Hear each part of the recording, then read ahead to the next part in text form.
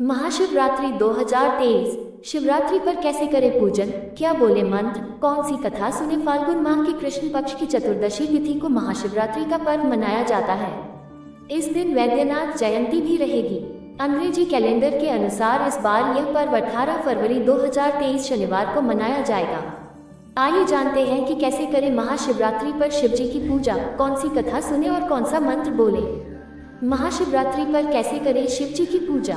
स्नान आदि से निवृत्त होकर पूजा की सामग्री एकत्रित करें और शिवजी की पंचोपचार या दशोपचार पूजा करें। शास्त्रीय विधि विधान के अनुसार शिवरात्रि का पूजन निश्चित काल में करना सर्वश्रेष्ठ रहता है। शिवजी की मूर्ति, चित्र या शिवलिंग को लाल या पीला कपड़ा बिछाकर लकड़ी के पात पर रखें। शिवलिंग या मूर्ति को स्नान कराएं और यदि चित्र है तो उसे अच्छे से साफ करें। मिट्टी के लोटे में पानी या दूध भरकर ऊपर से बेलपत्र, आग धतूरे के फूल, चावल आदि डालकर शिवलिंग पर अर्पित करें। पूजन में शिवलिंग के सामने धूप दीप अवश्य जलाना चाहिए। जलाए गए दीपक को स्वयं कभी नहीं बुझाना चाहिए।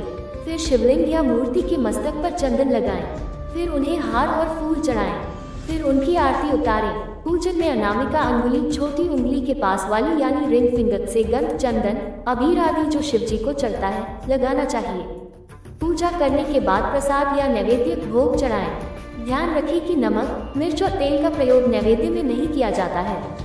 अंत में आरती करें। जिस भी देवी या देवता के तीज त्योहार पर या नित्य उनकी पूजा की जा रही है तो अंत में उनकी आरती करके नैवेद्य चढ़ाकर पूजा का समापन किया जाता है। महाशिवरात्रि पर मंत्र और पाठ, शिव पुराण का पाठ और महामृत्युंजय मंत्र या शिव के पंचाक्षर मंत्र ओम नमः शिवाय का जाप इस दिन करना चाहिए।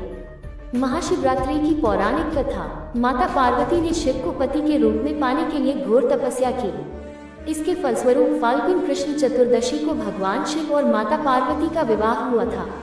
दूसरी कथा गरुड़ पुराण में मिलती है, जिसके अनुसार इस दिन एक निषादराज अपने कुत्ते के साथ शिकार खेलने जाते हैं, किंतु उन्हें कोई शिकार नहीं मिलता है। तब वे थककर भूख प्यास से परेशान हो एक तालाब के किनारे बैठ जाते हैं, जहाँ बिल्व वृक्ष के नीचे शिवलिंग था। उन्होंने अपने शरीर को आराम देने के लिए वृक्ष से कुछ बिल्व पत्र तोड़े, जो शिवलिंग पर भी गिर गए।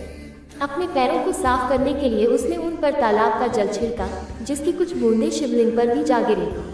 ऐसा करते समय उसका एक तीर नीचे गिर गया, जिसे उठाने के लिए वह शिवलिंग के सामने नीचे को झुका। अनजाने में ही सही, लेकिन उन्होंने शिवजी की पूजा की थी। फिर मृत्यु के बाद जब यमदूत उन्हें लेने आए तो शिव के गुणों ने उसकी रक्षा की और उन्हें भगा दिया। यानी अज्ञानतावश भी महाशिवरात्रि पर शिवजी का पूजन करने से भक्त के कष्ट दूर हो जाते हैं।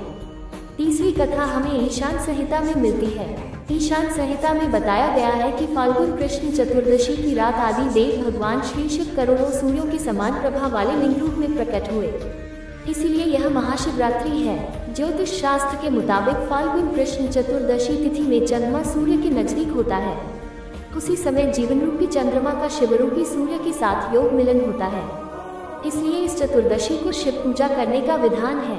प्रलय की बेला में इसी दिन प्रदोष के समय भगवान शिव तांडव करते हुए ब्रह्मांड को तीसरे नेत्र की ज्वाला से भस्म कर देते हैं। इसलिए इसे महाशिवरात्रि या जलरात्रि भी कहा गया है।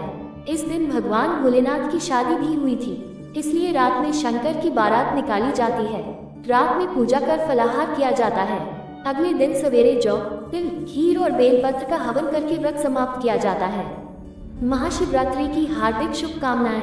हर हर महादेव।